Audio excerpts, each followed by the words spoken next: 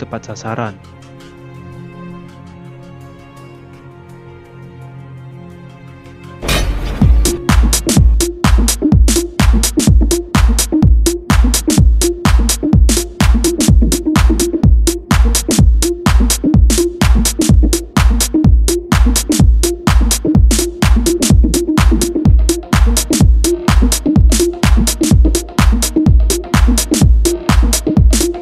Di permulaan film, diperlihatkan dua orang sniper sedang dalam tugas misi rahasia memata-matai sebuah rumah yang dianggap sebagai markas penjahat. Di saat yang sama, dua orang anggota polisi juga sedang mengintai rumah tersebut. Dialah Ojai dan seorang rekannya yang tak disebutkan namanya. Ojai menyuruh rekannya untuk berjaga di belakang rumah, sementara dirinya akan menyergap dari arah depan. Tapi secara tak sengaja, rekan Ojai menginjak sesuatu yang menimbulkan suara, sehingga membuat Ojai tak berpikir lama, langsung mengambil tindakan cepat masuk menyergap kawanan penjahat ke dalam rumah.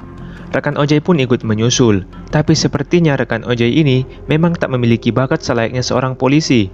Ia ceroboh dan justru balik tertawan oleh anggota penjahat. Ia pun diberi sayatan pada bagian pahanya. Melihat kondisi polisi yang terdesak, seorang sniper bergerak masuk ke dalam rumah membantu polisi tersebut. Dialah Hartman atau yang akrab dipanggil Keming. Sementara sniper yang satunya bernama Sean melindungi Keming dari serangan musuh. Keming berhasil menembak mati seorang penjahat, begitupun dengan Sean. Kini Keming berada di dekat Ojai sambil mengarahkan senjata ke arah masing-masing penjahat yang tersisa dua orang lagi. Sementara rekan Ojai masih tertawan dengan kondisi leher yang diancam dengan sebilah pisau. Keming lalu memberi isyarat kepada Ojai dengan bahasa kiasan agar membidik ke arah pusat syaraf. Secara bersamaan mereka pun melepaskan tembakan dan menghabisi nyawa kedua penjahat tersebut. Keming yang merupakan seorang komandan melihat Ojai memiliki tampilan mata seorang sniper, sehingga ia memiliki keberanian menembak mati seorang penjahat. Ming tak ingin menyia-nyiakan potensi yang dimiliki Ojai. Ia pun menarik Ojai masuk ke dalam tim pasukan khusus sniper.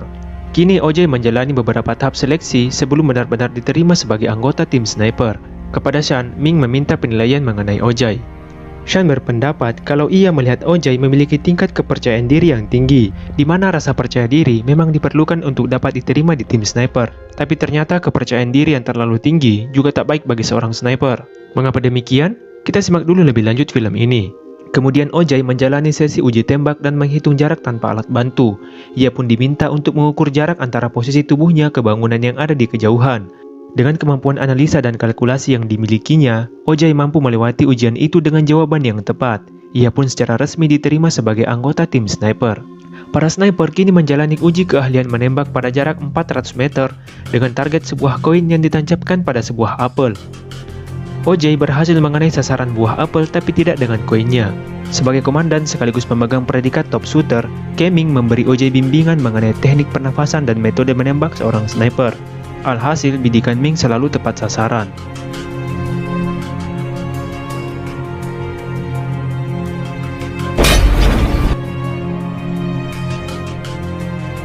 Scene beralih menampilkan Ojai dan Sean sedang mengamati papan juara sniper terbaik setiap tahunnya. Ojai terkagum melihat Keming sebagai penyandang predikat terbaik secara berturut-turut selama 4 tahun terakhir. Begitupun dengan nama Sean yang pernah juga menorehkan prestasi di papan tersebut. Tapi begitu Ojai memperhatikan secara seksama, ia baru menyadari bahwa seseorang yang bernama Ah Jing juga pernah meraih gelar tersebut selama 4 tahun berturut-turut sebelum Keming menggantikannya. Penasaran dengan nama tersebut, Ojai pun bertanya, siapakah Ah Jing yang sebenarnya? Sean lalu menceritakan bahwa Ah Jing adalah penembak paling berbakat di antara semua sniper yang ada di tim pasukan khusus. Ah Jing mampu menembak koin tepat sasaran di jarak 500 meter dan sampai saat itu belum ada yang mampu menyamainya. Namun dirinya telah diberhentikan secara tidak terhormat dan dijatuhi hukuman selama 4 tahun penjara karena telah melakukan hal ceroboh. Sean juga menceritakan sifat Ah Jing yang tak disukai oleh seluruh anggota tim sniper. Di sisi lain, Komandan Ming sedang memperhatikan mereka berdua.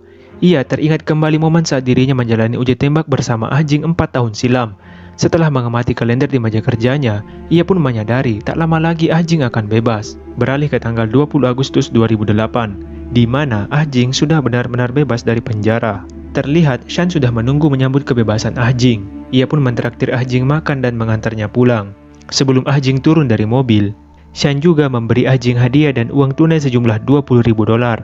Namun Ah Jing hanya mengambil selembar dari uang yang diberikan oleh Sean. Ternyata yang membackup Sean adalah Keming.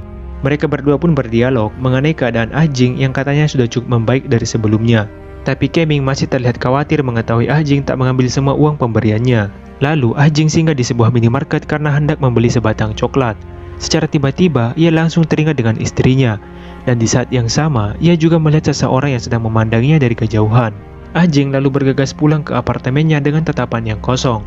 Sesampainya di apartemen, ia pun disambut oleh istrinya dengan perasaan haru karena telah lama menunggu Ah Jing bebas. Kemudian Ah Jing menuju ke sebuah tempat yang mana itu adalah pasar ikan yang kadang juga digunakan sebagai tempat jual beli senjata secara ilegal. Di sanalah Ah Jing seperti mendapat kembali pusakanya. Tayangan beralih memperlihatkan Keming yang saat itu sedang berada di rumah sakit karena istrinya baru saja telah melakukan percobaan bunuh diri. Tapi secara tidak sengaja ia juga melihat Ah Jing yang sedang memandang ke arahnya. Namun begitu Ming ingin menghampiri Ah Jing, seorang resepsionis memberinya benda yang katanya dititipkan untuknya. Ternyata itu adalah sebuah handphone. Di sisi lain, seorang kriminal juga telah bebas hari itu. Ia pun dijemput oleh saudaranya dan ditraktir makan. Sambil berbincang-bincang membicarakan sesuatu, ternyata Ah Jing juga sedang ada di sana sambil mendengar rencana mereka berdua yang katanya akan membantu saudara mereka untuk kabur ketika akan dipindahkan ke penjara lain. Ah Jing sepertinya melihat hal itu sebagai peluang untuk berbuat sesuatu. Ia pun mulai membenahi semua perlengkapan dan persenjataannya sebagai seorang sniper, lalu mengirimkan pesan kepada Keming untuk bersiap siaga di lokasi dan waktu yang telah ditentukan lewat ponsel pemberiannya. Ming lalu segera mendatangi lokasi yang dimaksud, dan benar saja sebuah kecelakaan terjadi yang memang sudah direncanakan oleh dua kriminal tadi, melibatkan mobil tahanan yang sedang membawa seorang napi yang merupakan saudara mereka berdua. Orang itu bernama Yeh Tao. Akhirnya terjadi tembak-tembakan antara polisi dan kelompok penjahat. Tak ketinggalan, Ming juga ikut ambil posisi membantu para polisi. Tapi tak disangka dari atas gedung, Ah Jing melepaskan tembakan menyasar sejumlah polisi yang sedang adu tembak dengan kelompok penjahat. Keming tentu sangat kaget dengan kejadian tersebut. Ia sangat tahu pasti bahwa itu adalah ulah si Ah Jing. Mereka berdua lalu membebaskan Yeh Tao, dan Ah Jing bahkan ikut membebaskan Yeh Tao dengan menembak rantai yang membelenggunya. Dan terakhir, Ah Jing juga menembak jatuh pistol Ming ketika mencoba menembak mereka yang ingin kabur. Sepertinya Ah Jing benar-benar sangat membenci Ming. Ia pun juga kabur. Pada malam harinya di sebuah bar, Ojai sedang menunjukkan kebolehannya yang mampu melemparkan anak panah ke papan target dengan hasil nyaris sempurna mengenai bullseye atau pusat papan target. Tak disangka ternyata Ah Jing mampu merasakan kehadiran seorang sniper di sekitarnya hanya dengan mendengar suara tarikan nafas seseorang. Ia pun memancing perhatian Ojai dengan memberi kode yang tentunya hanya seorang sniper yang mengerti. Melihat tingkah Ah Jing dan tato yang ada di bahu kanannya, Ojai pun yakin bahwa dialah Ah Jing yang selama ini membuatnya penasaran. Ojai lalu mendekati Ah Jing dan menyapanya dengan panggilan saudara. Ia kemudian berbohong dengan mengatakan bahwa dirinya telah menyamai kemampuan Ah Jing yang mampu menembak koin di jarak 500 meter dan ia akan menjadi yang pertama memecahkan rekor di jarak 600 meter. Mendengar itu, Ah Jing malah mengatakan bahwa teknik Ojai dalam bernafas masih membuatnya lambat mengalami kemajuan dan tak akan mungkin menyamai dirinya. Ah Jing pun membuktikan kemampuannya melalui tembakan 3 anak panahnya yang tepat mengenai sasaran secepat kilat. Melihat itu, Ojai hanya bisa terkagum-kagum. Bagaimana mungkin Ah Jing dapat melemparkan 3 anak panah dengan sangat cepat dan tepat mengenai bullseye. Dari situ, Ojai semakin mengagumi sosok Ah Jing. Ia pun mencoba mempelajari teknik bernafas yang digunakan Ah Jing dan sepertinya Ojai sangat cepat mempelajari teknik tersebut. Ia berhasil meniru metode Ah Jing dengan sangat sempurna. Dengan bangganya, Ojai terus menggunakan trik tersebut. Rekannya pun dibuat heran dengan kemampuan Ojai. Tapi akhirnya tindakan Ojai diketahui oleh Ming. Saat sesi latihan, Ming memperingatkan Ojai mengenai teknik yang ia gunakan saat menembak ternyata memiliki akibat yang sangat fatal. Katanya menahan nafas saat menembak membuat jantung dan sistem saraf tidak stabil, lalu cenderung membuat jari gemetar. Hal itu membuat sniper hanya mampu mendapat ketepatan di awal saja. Selebihnya butuh waktu yang agak lama untuk memulihkan daya akurasinya. Ojai pun berterus terang perihal metode yang dipakainya yang sebenarnya ia pelajari dari Ah Jing. Mendengar hal itu, Ming bereaksi keras memperingati Ojai bahwa semua sniper di bawah komandonya tak boleh menggunakan metode lain selain yang ia ajarkan. Lalu berlanjut pada konferensi pers pihak kepolisian bersamaan dengan pasukan elit sniper yang berjanji akan segera menyelesaikan kasus kaburnya Yeh Tao dan menyebabkan banyaknya korban jiwa akibat penembakan. Namun saat itu, Ojai tidak diikut sertakan dalam konferensi pers tersebut dikarenakan kesalahan kecil yang ia lakukan beberapa saat lalu. Pihak wartawan pun segera mewawancarai Ojai mengenai kasus tersebut dan tak disangka Ojai mengeluarkan kalimat menantang Yeh Tao dan kawan-kawan. Merasa Ojai perlu mendapat informasi, Shan kemudian menceritakan kejadian yang sesungguhnya. 4 tahun lalu terjadi sebuah perampokan bersenjata di sebuah bank yang pelakunya adalah Yeh Tao. Meski gedung telah dikepung oleh polisi yang terdiri dari pasukan penyerbu dan tim sniper, Yeh Tao tak juga gentar. Setelah merampok uang yang ada di bank, ia juga mengancam seorang ahli waris dari pemilik bank dan meminta tebusan sebesar $100 miliar.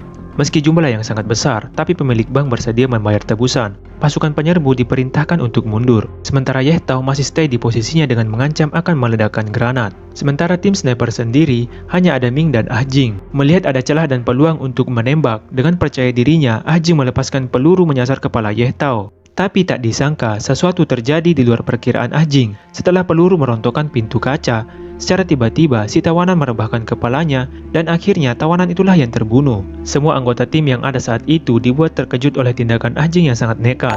Disitulah Shan berpesan kepada Ojai bahwa kepercayaan diri memang dibutuhkan untuk bisa diterima di tim sniper. Namun jika berlebihan justru akan menghancurkan orang itu sendiri. Lalu Ah Jing menjalani peradilan disiplin karena sikapnya yang terlalu berani mengambil tindakan tanpa membuat laporan ke atasannya.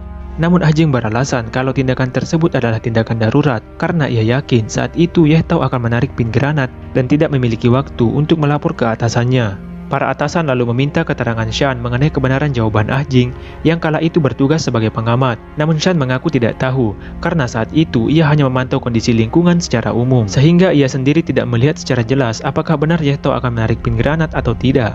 Kini hanya Ming lah yang menjadi penentu nasib Ah Jing karena hanya mereka berdua yang bertugas sebagai sniper. Begitu ditanya, Ming menjawab kalau ia melihat semua gerak-gerik Ye Tao dan menyalahkan keterangan Ah Jing. Akhirnya Ah Jing diberhentikan dari kepolisian secara tidak terhormat karena dianggap telah ceroboh menghilangkan nyawa seseorang yang tak bersalah dan dijatuhi hukuman selama 4 tahun penjara. Dari situ Ah Jing sangat membenci Keming karena menurutnya Keming berusaha menjatuhkannya ketika tak ada lagi saksi yang bisa memberikan keterangan selain dirinya. Di tempat lain, Ye Tao dan kedua saudaranya sedang merencanakan lagi tindakan kriminal akan meledakkan sebuah gedung. Namun mereka terkendala lagi dengan jarak kantor polisi yang terbilang cukup dekat. Secara tiba-tiba, Ah Jing datang lagi menawarkan bantuan. Katanya, ia mampu membantu mereka mengatasi masalah polisi. Ye Tao tentu tak percaya begitu saja, mengingat Ah Jing yang dulunya adalah seorang polisi yang juga hampir membunuh dirinya. Takutnya Ah Jing hanya jadi mata-mata kepolisian. Mereka kemudian berdialog mengenai harga kebebasan yang Ah Jing tawarkan, namun Ah Jing tidak menyebut nominal lalu pergi. Sin beralih ke rumah sakit. Keming mendapat kabar kalau istrinya sudah siuman. Ia pun mendekati istrinya dan menanyakan alasan istrinya mencoba bunuh diri. Namun sepertinya emosi sang istri masih belum stabil. Ia sangat depresi dan tak membutuhkan kehadiran suaminya. Ia menyuruh Ming untuk pergi. Keming yang sedang terduduk di luar dihampiri oleh anaknya yang datang dari membeli sebotol minuman untuk ayahnya. Namun Ming tiba-tiba terkejut begitu melihat kalung yang digunakan oleh anaknya terdapat sebuah pin granat. Ia pun segera menanyai anaknya, siapakah yang memberinya benda tersebut. Anaknya menjawab kalau ia diberi oleh seseorang yang tak dikenalnya. Kemudian Keming dan Shan bertemu di suatu tempat, membicarakan hal tentang Ah Jing. Katanya Shan bertemu dengan Ah Jing yang memintanya untuk mengambil seminggu cuti karena sesuatu yang besar akan terjadi. Ah Jing menganggap hanya Shan lah satu-satunya teman sewaktu ia bertugas di tim sniper. Ah Jing lalu meminta untuk bertanya kepada Ming mengenai masalah yang sebenarnya. Shan meminta pengakuan Keming untuk bercerita sejujurnya mengenai kejadian sebenarnya yang menyebabkan Ah Jing di penjara. Tapi Keming bersikeras ia telah berkata jujur. Menurutnya Ah Jing lah yang terlalu memaksa Keming untuk bersaksi sesuai dengan keterangannya. Meskipun dari raut wajah Keming terlihat seperti menyembunyikan sesuatu. Ia pun berencana mengumpulkan bukti untuk menangkap Ah Jing karena telah membunuh banyak petugas saat membantu membebaskan Ye Tao. Keesokan harinya, Keming sedang membuntuti Ah Jing masuk ke apartemennya. Tapi secara bersamaan, Ye Tao CS juga sedang mengintai Ah Jing. Hingga tiba di saat momen yang tak disengaja, Keming menyelinap masuk ke dalam lift yang akan tertutup. Tapi ternyata di dalam lift itu sudah ada Ye Tao dan kedua saudaranya. Mereka bertiga lalu saling memberi kode karena mengetahui Ming adalah seorang polisi. Begitupun dengan Ming. Mereka pun saling tembak-menembak hingga akhirnya menyadarkan Ah Jing dan mengundang perhatian polisi di sekitar.